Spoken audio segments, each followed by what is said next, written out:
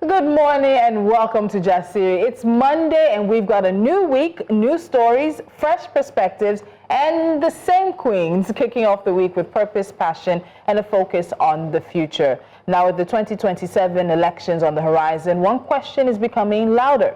What do young Nigerians really want, and how do they plan to make it happen?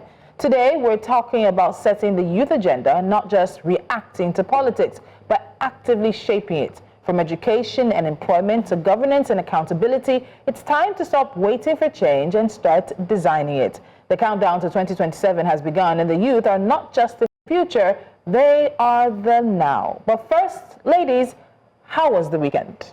Well, I had a very eventful weekend, I'm sure. From Blessing shocking us on Friday, that one was very distressing, but thank God she's here to tell our own story. I had a stage play presentation all throughout the Easter weekend, so you cannot imagine my children say, "Mommy, we did see, come and say emotional blackmail." I had to give them money to take themselves out to lunch, and my children opted out of lunch. They decided to buy data on their phone and they watch Netflix till midnight. That's what holidays are for. So they opted out of lunch. So they said, give us the money for food, for the lunch. I gave them the money and they decided not to go. They just went and bought data and they watched Netflix to their heart's content. It's as it should be. That's what holidays are for. Catherine? It was an easy weekend. Like I was telling you guys earlier today, makeup. I said, this weekend I had time for social media. I had. How do you guys do it, man? Because Catherine never sees anything. Yo, this weekend I saw a lot, and I think the last one I saw just knocked the wind out of me, and I said, okay, you know what? I'm done. That's enough social media for today. Let me help you with the timeline cleanse. Did you guys follow the wedding? Hashtag JP 2025. I didn't get that. I got an invite, but I couldn't make it because I'd already made prior commitments. And you know, stage is not something you can just pull out. Yes, In fact, I missed a travel opportunity too. Because of, I was just hating the girl, looking at her. But let's go back. The wedding was. I won't even lie. Priscilla was that Beats all other celebrity weddings that I have seen in recent hands down. I'm not even. There was just something peaceful and the cake. Yeah. Oh, I haven't even seen the cake. Because Instagram decided to restrict me. Instagram. How can you restrict our DOP? I just woke up this morning. I'm like, oh my God, I'm back. So I haven't seen the cake yet, but I saw the love. You have to enter into it. And you know what? I think the Tanzanian ladies knew they were coming for a Nigerian wedding. Yeah. They so everybody just but the couple loved Priscilla looked amazing. That She she looked so embedded the beautiful. Tanzanian fabrics and their emblems, and I really loved it on them. Everything I was think beautiful. this is a perfect example of you love love. Oh, honestly. You just gotta love love. They look so peaceful. So beautiful. You find yourself unwittingly praying for them. For their success. That they are together and weather all the storms together and grow together. Trust me. I'm like, yo, do you know I was thinking about it, Lola? And I said, he. Lolo, and then I thought of Tula. I said, he? So what will happen if I are them and my own Lord and Boko them and I've been begging people have the money now. Give me a foreign son-in-law. You see that so that all of you will come to Ibiza. When I thought like this, I beg you, I just want you all to, I want a foreign son-in-law so we can go to Rome or Greece. Please explain, so when you say foreign, are you talking about A foreign Ugandan, specimen. Malawi? That's foreign. Out of Nigeria, so that the cost of wedding can go down. You cannot carry Ara's wedding outside of Nigeria. I don't understand what you're saying. You have to. Nigerians have something. You have to give it to us. When Nigerians and weddings. No, I want to just appreciate God for no. somebody like an Iyabojo. Do you know how wonderful it is to see your children? And I know she did have her own difficult times because she had to raise them on their own. But at least she gave their father the honor. At least everybody commended her for it. Oh no, I love that. I appreciate that. And the man was very gracious throughout the wedding. No, the fact that I even saw him sitting beside her partner, Yeah. Paulo. They were gisting and everything. I was like, I don't see what I'm And I seeing. don't think that he has always been an absent father because No, she said- yeah, she I've said he seen hasn't. situations where Priscilla would even post she and her brother traveled with him and all, but because they're not posting him as often, people just believe Yeah, that. just believe that, yeah. She said, I think it's one Nigerian fashion. very We mature. brought we will it. come. Do we do a fashion? We've never done a fashion police, so let me think about this. One foreign page said we got hate the us, Met Gala to Priscilla's wedding. No, I'm not. Yes, they invite Nigerians to that gala. No. We bring something. Let's leave the wedding. Explain yourself before we Yes. move on. Oh, okay. Well, I'm just thankful because honestly, so it was a very topsy-turvy weekend for me. I had an accident on Friday, and the first thing that came to my mind was my event on Sunday because they had paid for it, and so I was so scared, right? But I'm glad I was able to. It was not a car accident, oh. Yes, No. Don't let people Jack find had you. you off the hill. car. Jack fell down and broke his crown. This is tumbling down. But right now, I feel like a truck is on, like, not even passed over me, like, is on top of me. But yeah, I'm And that tetanus shot was not nice. That's one shot Oh my that going God. in, tetanus shots. You feel it. So I think people But react to it that's differently because necessary. every time I take tetanus shot, for like 2 days, my hand is numb. No, it's numb or heavy to carry. My hand is usually It's in the literally same useless. family with analgene.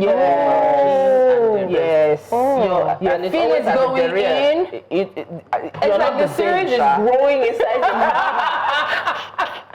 But we're just thankful. We're honestly. thankful because she gave me a gave scare. everybody a scare. She gave us a scare on Friday morning. What happened to your weekend? Don't escape it. Hello? I entered on Friday and this morning was the first day I left the house. So that's why you're looking all rested. I'm not There was rested. no Talawa. I know she would. There's no Talawa, but Talawa must happen this weekend. No, my house was empty of food. It was me and my nanny. We're doing collabo. She would do markets prep. So like there's a lot of food right now. So you came here. I didn't Even cook. as the Lord rose yesterday, you came here. You didn't feel you should bless us with God's abundance. And what she does is always a spread. Do you understand? It's either Even when she comes and says, I use that granite soup judiciously. If I went down, rice went down.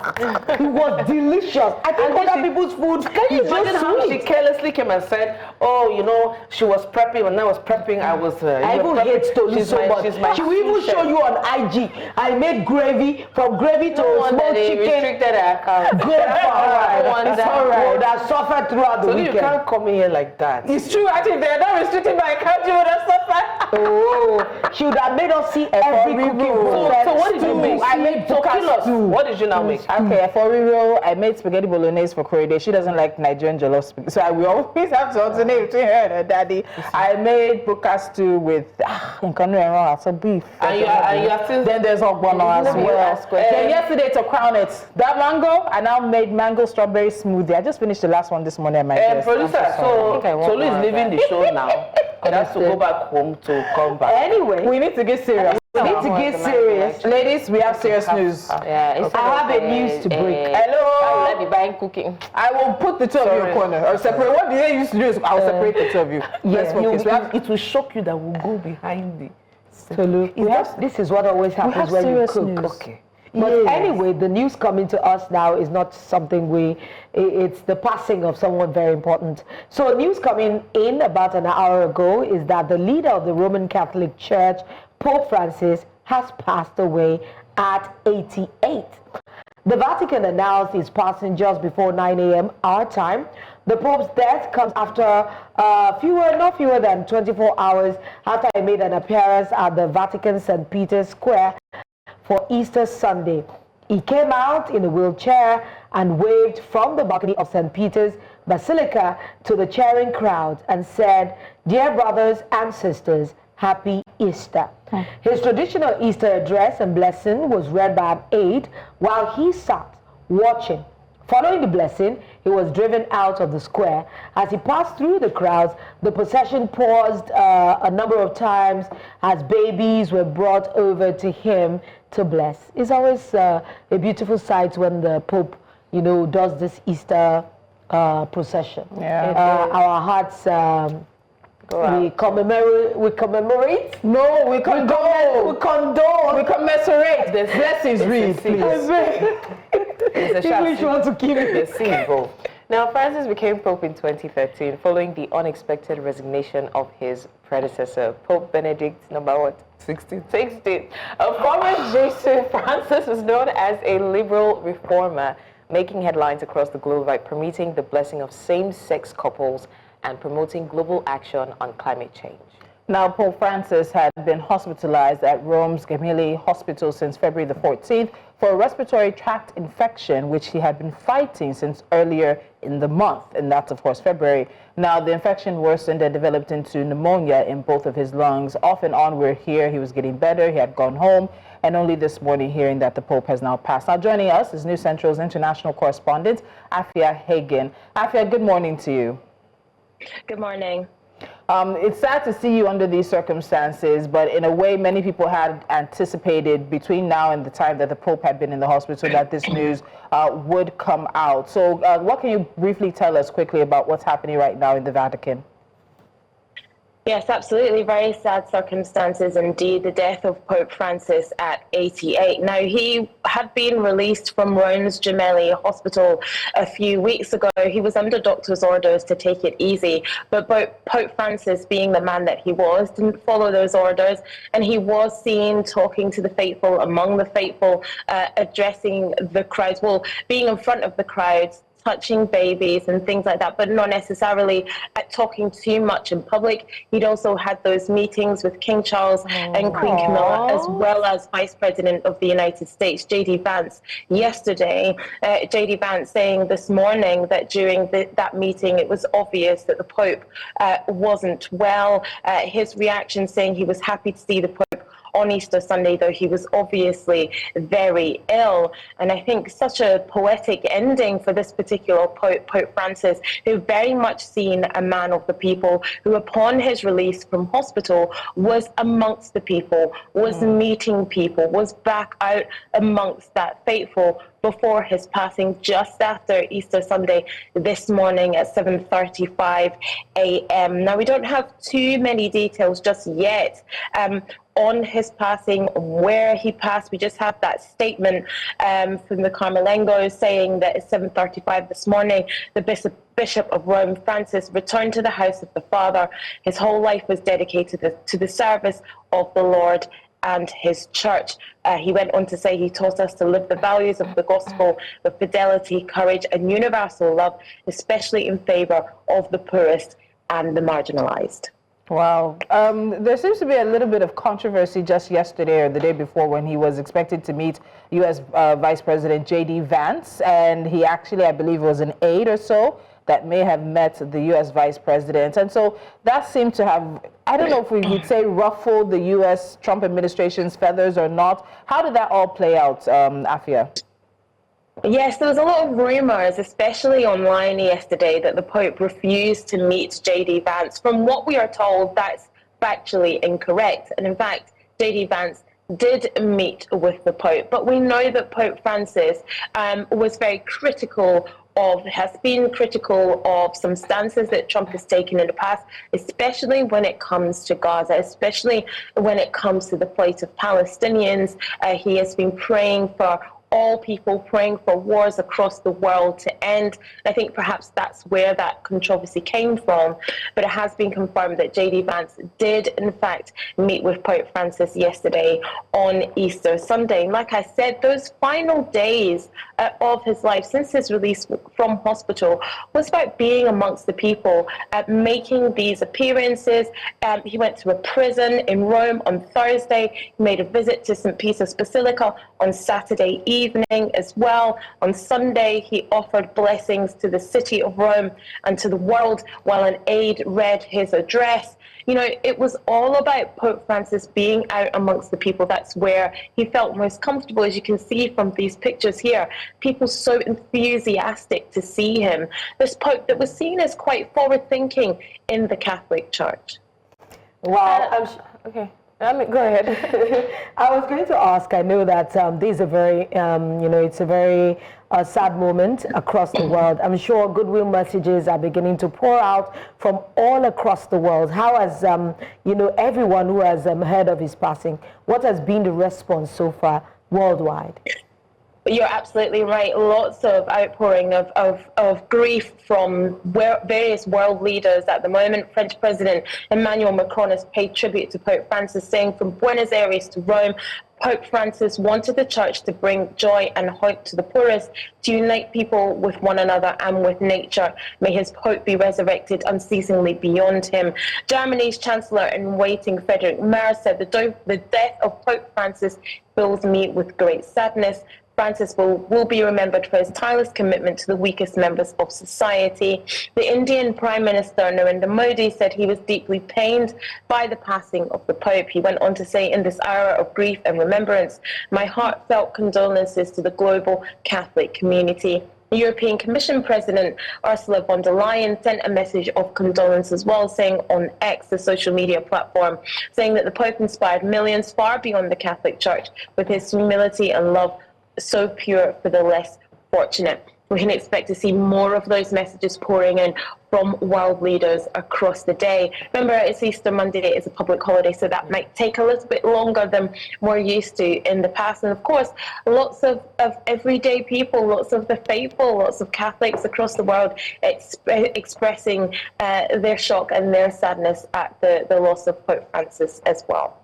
Okay, finally, I want to know what effect this will have on the Catholic Church, especially seen as this period is Easter season, and there'll be a lot of movement in terms of the conclave. I think it happens in less than 15 to 20 days after the Pope's passing. So we would see a lot of movement, convergence. How do you think this has affected the Catholic Church, and what effect would you say it will have going forward in the next few days?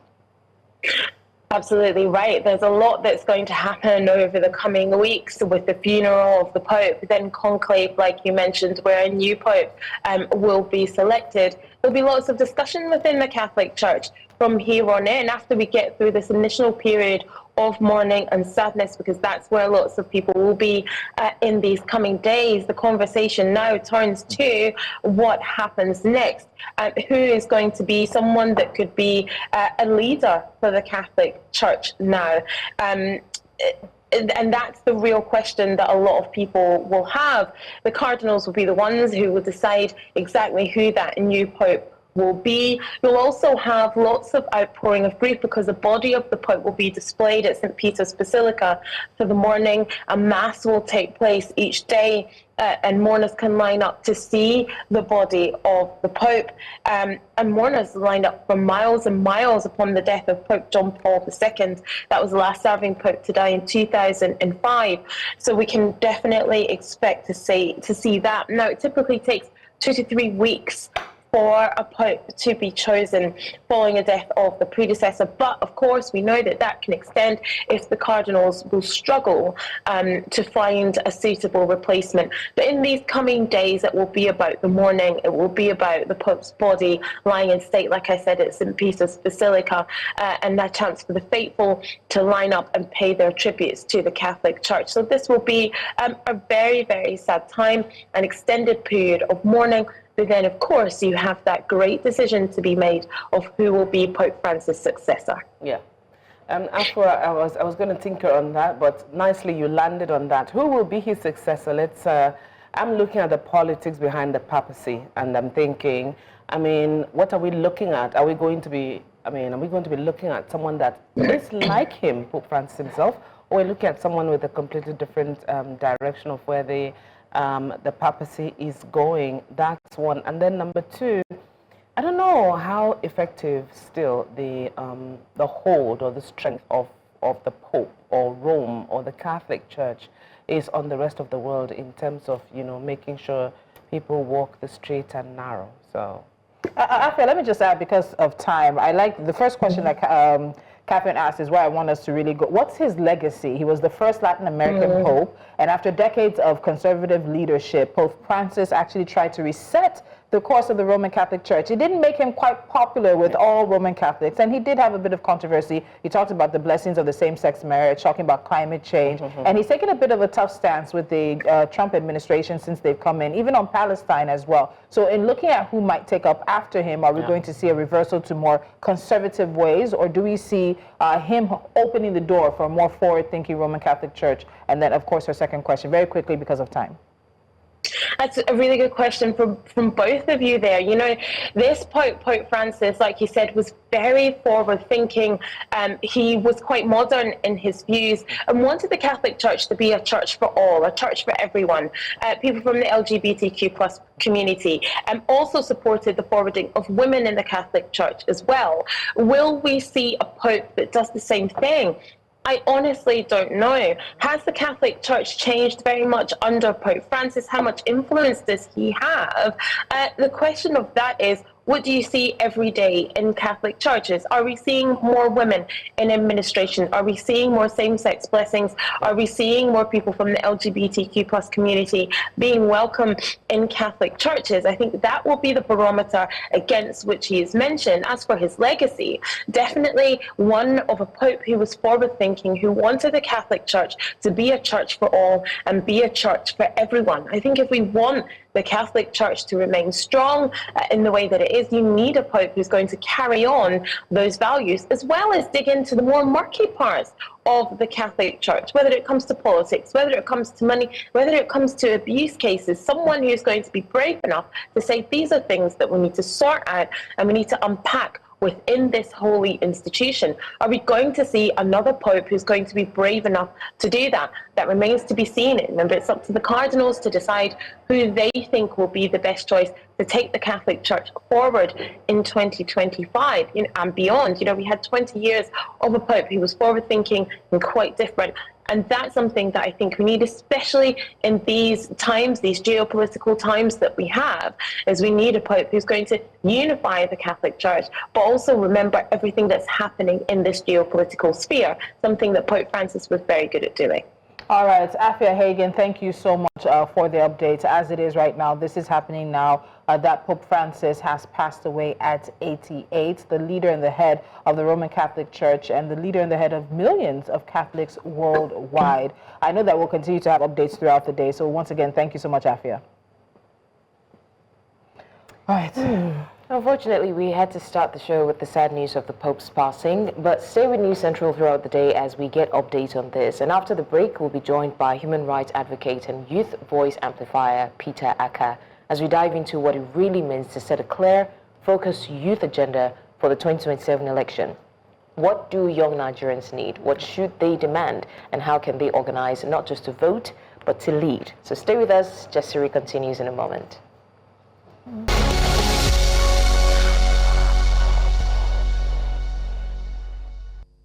Welcome back to Jasiri, where bold voices meet the big issues. The 2027 elections may seem distant, but for a generation tired of waiting, the time to act is now. With over 70% of Nigeria's population under 30, the youth aren't just voters, they could be a political force, a movement, and the heartbeat of a nation in transition. But if the youth are the majority, why do they still feel marginalized? Why does it seem to many of them that their concerns are often sidelined in manifestos? And why do their votes rarely translate to real influence? Peter Akah joins us again this morning, human rights advocate, civic educator, a tireless voice for the youth inclusion. He's here to help us unpack how young Nigerians can set the agenda before the political class does it for them. Peter, welcome again to the show. Peter the Rock. An absolute pleasure being here again. It's so refreshing. One of the fastest comeback. But somebody has you beat. Somebody, we had a conversation so good, we had to bring them back and be like 2 days later. But it's good to see you again. Thank you so much, Peter, and happy Easter in arrears. So before we get into how the Nigerian youth can set an agenda for themselves in 2027, let's stay a little bit in the present. The National Youth Conference was announced by the president during his speech on October 1st, 2024. It was initially slated for February of this year, but the planning committee was eventually inaugurated on March the 10th, 2025. Since then, we barely have heard anything much about the youth confab. if we were to go on just how everything around the confab has been playing out, what would you think that says about how the Tinubu administration regards Nigerian youth? There is complete disregard to every aspect of the nation. It's not just the youth. And then again, if even they go ahead with implementing the youth conference, it will only end up being another APC youth rally, because the government has its way of, politicizing whatever they do. And then the devil will be in the detail in terms of implementation of whatever are the recommendations that may even come out from Nigerian youths. So it is one thing to propose a conference and another thing to have the sincerity of political will to follow through with whatever will be the genuine fallouts of that, meeting. So that is where we are as a people. Well, I know that the conference is expected to include virtual consultations. That means maybe online platforms where a lot of youth can, put in their words. We're supposed to have something like regional meetings and a final week in Abuja. Even when I see all this layout, I know how much money. Please put me in the planning committee. We'll talk about youth participation in governance to make their voices heard. That's supposed to be the pivot of all these discussions. But if you're given a chance, Peter, would you like to take part in this national youth conference? I basically believe that it will be a charade. Look, let us be honest and sincere with ourselves and be very straight. Nigeria does not need another youth conference. Everybody that is in Nigeria today, whether those in power and out of power, know the problems that we are facing.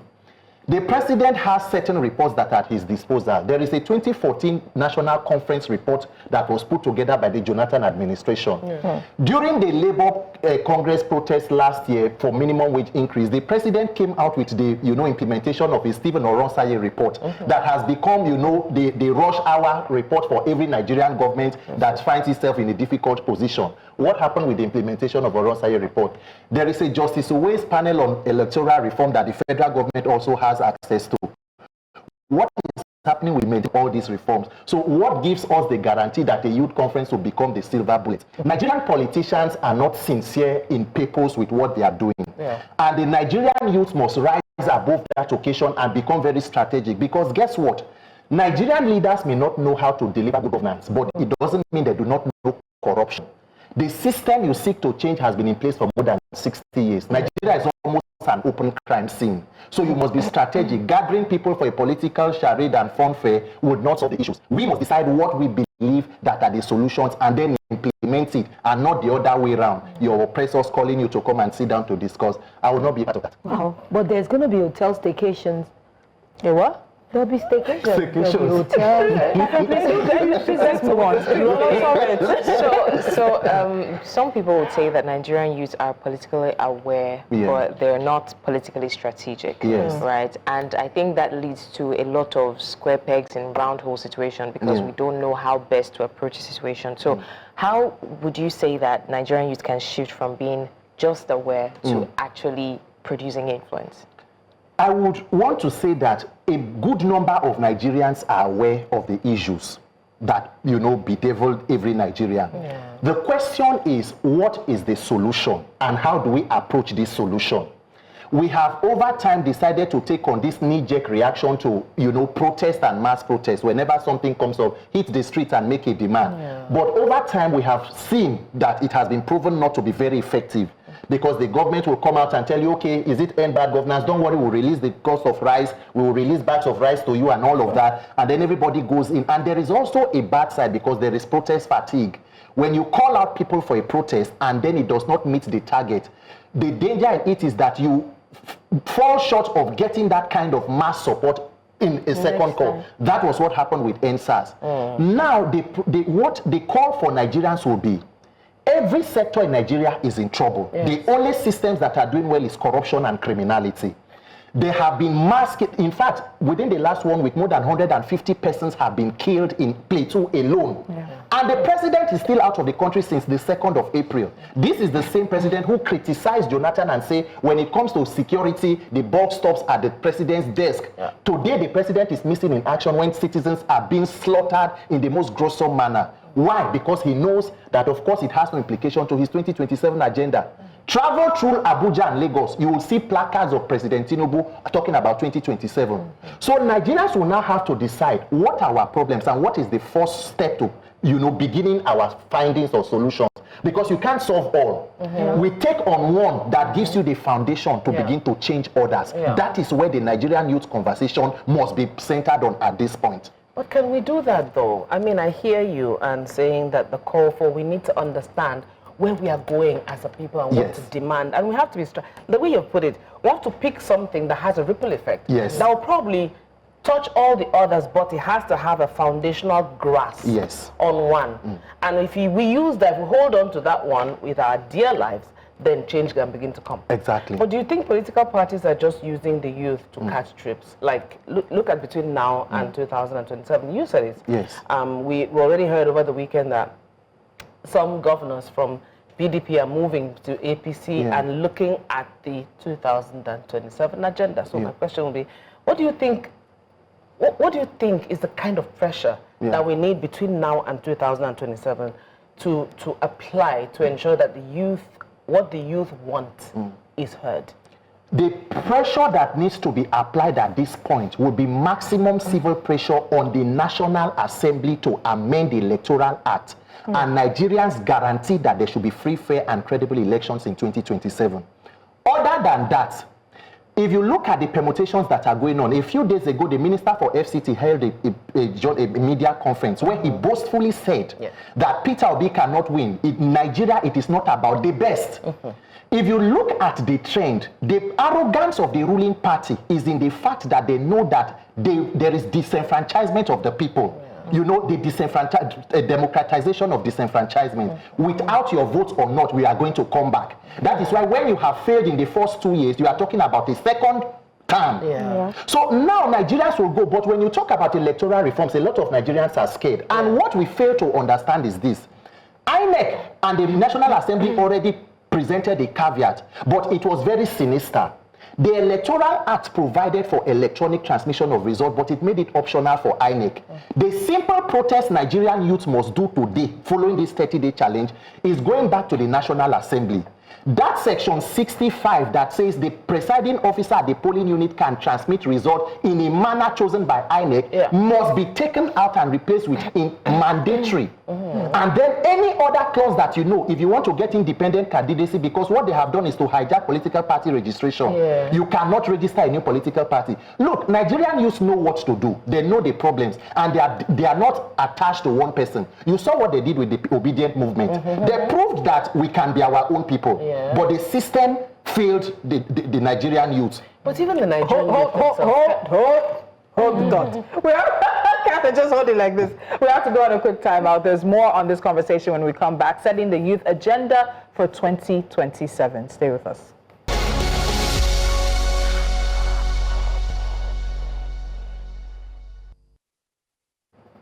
Welcome back. If you're just joining us, we're talking about the youth participation, their preparation towards 2027. And of course, we have Peter Akah in the building talking to us about it. If you're under 35 in Nigeria, you've probably heard it before. You are the leaders of tomorrow. I don't like this term. It reminds me of my childhood, honestly. But tomorrow keeps coming, and the power keeps staying elsewhere. Today on Jasiri, we are asking, what will it take for young Nigerians to stop being political spectators and start becoming real power brokers? With the 2027 elections on the horizon, the moment isn't about waiting to be included. It's about setting the agenda now, loud and clear. Peter Akah is still with us. Peter, let's be honest. The youth have been hearing this future, the future. It's been on for I cannot lie to you. When I was a young child, we used to have this vision 2020. It was 2020. We did already. And it was something that we looked, it was hopeful. I can't lie to you. When you hear that vision, you feel as if, everything is just going to come together this year. And the year came and brought for us COVID. Vision 2030. But the system doesn't even reflect our voice. Why do you think young Nigerians continue to be excluded from real power? Is it structural, or is this something that we brought upon ourselves that is self-inflicted? Because there are many angles to it. How is that happening? You know, in fairness to the Nigerian youth, we have found ourselves in a dilemma where we need to undo the mess of past and previous generations, and also the ones that we have also created. Because you ask yourself exactly, the generations ahead, what exactly was left on ground for the Nigerian youth? And now we are stuck in a situation where we need to now begin to unravel this thing. Unfortunately for Nigeria, there is no worst case scenario, because the fact that things are this bad do not mean it will not become worse for us as a people. That is why the Nigerian youth today has been scrambling for whatever solution they can hang on. We came up with NSAS, they fired live arms at us. We came up with End Bad Governance, they decided to arrest us. As we are talking, there are some End Bad Governance, NSAS protesters who are still in prison. As we are talking, more than 5 years, going to 5 years after that protest. In fact, the Lagos state government has not even agreed to how many persons' bodies were found in the morgue who turned off the lights. It is still a challenge. So when you see the burden that is on the Nigerian youth, but my plea and my call, what I have been seeking and, you know, becoming almost a broken record, is that we must be strategic. If you go on social media, you hear certain persons begin to tell you about revolution now, my uncle Showore, who I so much respect. The question you will ask yourself is, if there is a revolution today, and for example, the president leaves, who takes over? That is the Vice President Shetima. The third in succession is Akpabio, or you want to go through the military route. And even when there is a total removal of, you know, you must still have an electoral process where somebody who has the legitimacy to rule or lead will be brought in. So if you look at our entire dilemma, it boils back to an electoral process. That is why what I'm doing now is citizen sensitization. I will personally take a letter to the National Assembly in due course. I will begin my own one-man protest, because that is the only way we can begin to unravel this. When everybody in Nigeria begins to sing about INEC and elections, they will get the point. President Tinubu knows. God's will Akpabio, the Senate president, knows. Okay. So you feel we should attack from base. In other words, when I say attack, not literally, but let's focus the problem. Let's focus attention on the problem, and the problem here is the base. Yes. Is the way that politicians get into power. Look, forget about anything economy. Don't talk about, if President Tinubu does not want to fix inflation, let him not fix. If he doesn't want to fix insecurity, let him not fix. Let's start. Get a means to hold him accountable in 2027 and see. Let a politician know that this system can bring me in and this system can take me out. Then go there and don't deliver. Do you not think that this hour we have the odds stacked against us? Because I remember during the electoral process how difficult it was made for you to be able to get your voter's card. I believe that abroad you can actually go to your local government from time to time and get your voter. It's as seamless as but INEC will tell you that there are a couple millions of voter cards that have yet to be collected. Even up to the election, I think up to a week or so before the elections, they were making news, come and collect your voter's card. But I want to ask you something, because you talked about when all of us face one issue at a time, we will get a resolution. Are the issues that urban youth and rural youth facing the same? Because you often seem to see a disconnect between youth in urban areas and youth in rural areas when it comes to mobilization. There's even a geopolitical regional divide that comes into it as well. So how do you get young people to bridge the divide that truly will create a national youth agenda, a national youth movement? Because we saw it with End Bad Governance, I believe, even NSARS, where we were told that some places in this country were told not to come out and join the protest. In End Bad Governance, we saw a governor come out and thank his young people for not taking part in the protest. So you see that it often looks like we're not all, I'm not a youth, sorry, all the youth are not on the same page. Youth at heart. Thank you very much. Look, the truth of the matter is, when you see certain of these divisions, although they exist, but they are also the handwork of evil and corrupt politicians. They know how to throw stones of division. Look, there is nothing that unites a people than their collective pain and suffering. Every Nigerian today knows that the price of a liter of petrol is higher. The cost of a bag of rice is higher. They know that power has been epileptic in certain or most areas of the country. Even those who are on certain bands A to Z are paying through their nose strills. So now what it means is that if you bring the agenda of electoral reform, everybody in Nigeria has been a victim. There are certain persons in Borno State today who have a senator that they did not vote for, who did not contest through the primaries. He's there through the judiciary. If you look at what happened in Kano, remember that when the governorship election went to the tribunal, it was upheld at the High Court. It was turned down by the appeal court. When they saw the reaction from the Kano State citizens at the Supreme Court, they decided to realign. In fact, there were allegations that there were 2 judgments that were kept to be released on the day of that ruling. Yeah. Every Nigerian knows that elections, when you talk about underage voting and all the beginning of what do they call it, inconclusive election, it began with Kano State, with President Buhari in 2019. Nigerian youth just need a level of sensitization and mobilization. That is what everybody will be talking about, including CSOs, because at some point it seems like we are more interested in protesting about the problems than solving them. Yeah. Because maybe solving them puts certain persons out of business. So if we really want to take the root causes of the matter, it should be an aggressive citizen sensitization. Every Nigerian is a victim of bad governance, including those who are wealthy. True. Only the thieves or criminals in Nigeria today will not complain. Wow. Everybody is being touched by the hand of incompetence. You know, sorry. We have to go for a break. We'll be right back. Yes, so we're still having the conversation on youth sensitization and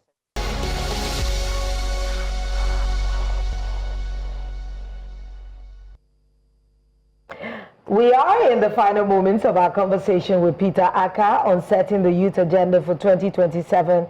Peter, what would a real youth agenda for 2027 be like, and beyond the slogans? What are the top 3 non-negotiable young people? What should young people be pushing for? I mean, top 3. Like if you have to say 1, 2, 3. So that everybody, you've been talking about an agenda, a single focus. Yes. What if you have to itemize it in 3 spaces? Yes. What would 1, 2, 3 be? Nigerian youths, our focus number 1 is INEC, number 2 INEC, number 3 INEC. By the time you are done with INEC, you can talk about constitutional reform, judicial reform, law enforcement reform, but it must begin by sending people into power who have the competence and character to reform. It will begin by realizing the dilemma we are today. What the current administration is providing for Nigeria is the textbook definition of how not to govern a country. Nigeria almost exists so that other countries can learn how not to govern their countries. Wow. It is a criminality and corruption Armageddon. And if you do nothing by 2027, it will only get worse. But see, Peter, when you say all of this, when you look at the numbers, in totality, National Assembly members, State House of Assembly members, governors, presidents, ministers, they are what? Maybe 1, maybe 2% of the totality of the Nigerian population. Meanwhile, they seem to hold everybody's lives and everybody's possibilities in their hands. Are we not responsible for allowing the situation to get to where it is? We are. Our people go say, now the way you see that night cameraman go snap you. The truth of the matter is that Nigerians are in a hostage situation, and we have failed to realize. In fact, a lot of Nigerians are rather cooperating with the persons who took you hostage. That is the Stockholm syndrome. That is why today we can see the arrogance that is going on. And what we are observing is a dangerous state capture, where the National Assembly, who should be performing oversight, have literally become an APC town hall. It is an extension of the executive. The judiciary is gone. Now, Nigerians must find the courage and the wisdom to, 1, be strategic, and 2, be firm. Nation building is not a sprint, it is a marathon. Everything will not turn around in a moment. Take 1 strategic step at a time. Secure that foundation, then we can build on it. So let's go back. I'm so sorry. Let's go back to the National Assembly. The National Assembly in totality is not made up of APC. There's PDP, there's LP, there's in some, I think NNPP as well. And one of the things I was really expecting from these other parties was to see bills, was to see action and conversations and conversations that reflect what was really happening. You have the party in power, then you have those who are in opposition. And I'm sorry to say, for many of them, opposition parties have disappointed in the National Assembly because they seem to align with everything that the party in power is doing. But so we have opposition. We have people voted for thinking, okay, you're not all laying down and facing the same direction. What happens to them? Ms. Lu, let us be honest with ourselves. Nigeria should not pretend that we don't know what we are experiencing. What is going on at the federal level has a template that has been fully implemented in Lagos State. President is not a normal politician.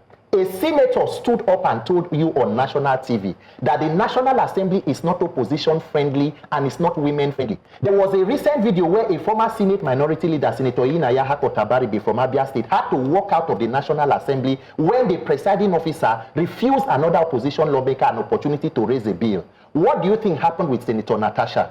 When you talk about states capture, it is the executive wielding its entire power to ensure that anybody who tries to be a voice of dissent is put this way.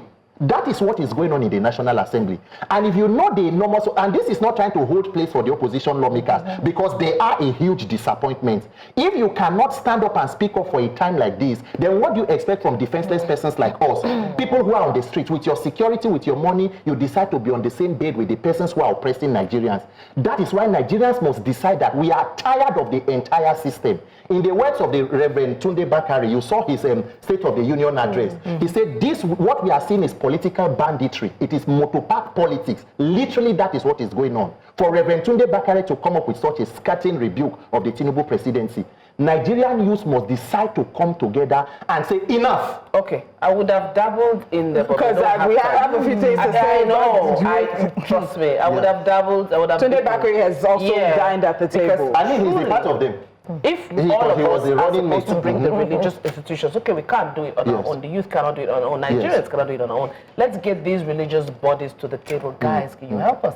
Because whether they like it or not, we, oh God, one of the most hypocritical sects is the religious institution. Yeah. We find succor, we find solace in the churches. So can we not use the church to steamroll and say that, okay, the churches and the traditional institutions, the religious institutions, are homes to millions of people. Everybody. We have confidence in them. So why are we not using that again? As recently, a pastor stood on his altar and said, "We don't accept bashing of politicians here. If we continue in that line, then it's a problem." Because Nigerians, we are dancing around. Unfortunately, religious and traditional institutions are just appendages of the political class. When you talk about the Nigerian elite, it includes religious leaders. The most hypocritic set of persons. You do not hear them talk about election and where to vote. After election, they crawl out of their holes and begin to tell you to pray for the government. They are a part of why the Nigerian citizenry have been held down. And that is why with all our number of religious institutions, we do not have any meaningful impact. Everybody prays in a mosque. Everybody prays in a church. Who is stealing money in government? Ghosts. Rats. Let me ask a final question because we don't have any more time. Peter, this is what happens. But one thing I want you to hammer on, because I think people might feel like we are creating mountains out of molehills if young people don't want to get involved. There's a statistic that we put up about the number of young people who are now part of the voting electorate. And by 2027, that number is going to swell again because millions more young Nigerians will turn 18 and have the right to vote. But are they involved? Are they interested? Their focus mainly is on Jackpot or finding a way to sort of make enough money to isolate themselves from the issues of Nigeria. So my last question to you is this. What is your biggest fear if young people don't mobilize properly ahead of 2027? And what is your biggest hope that if they do, this is what will happen? Very quickly. I do not fear for Nigerian youths. I believe that we have the requisite courage and capacity. We need leadership that is strong, strategic, and firm. My hope is that Nigerian youths have proven before that they can build something out of nothing. What we need to do right now is to begin a challenge. Tell President Tinubu to come out and state clearly that if you are a Democrat, Your Excellency, commit to free and fair elections in 2027. If he fails to commit to, we must ensure that we mount maximum civil pressure as peaceful Nigerian youths and get what we need from this system, or else we have more years of lamentation. And let me tell you, politicians are ahead of you. This 2027 we're talking about. People have already done permutations, they've done assessments, they've done if this happens, if this person joins this party. There is analysis going on that the Nigerian electorate is not even catching up to. Let's not dampen our spirits before we begin. If we say we can, we can. It always seems impossible until it is done. All right. We have to go because they're in my ear. No more time. But thank you so much, Peter. As always, it's a pleasure having these conversations with you. And seeing you as a young person be so involved and interested and aware, knowledgeable. That's very important for us. We have to go right now. At the top of the 11 o'clock hour, you have Business Edge, but we also have some news coming in from Jos in Plateau State. So stay with us for the latest on that. We'll see you tomorrow at 10 a.m. West African time. From the ladies and our guests, it's bye for now. Bye.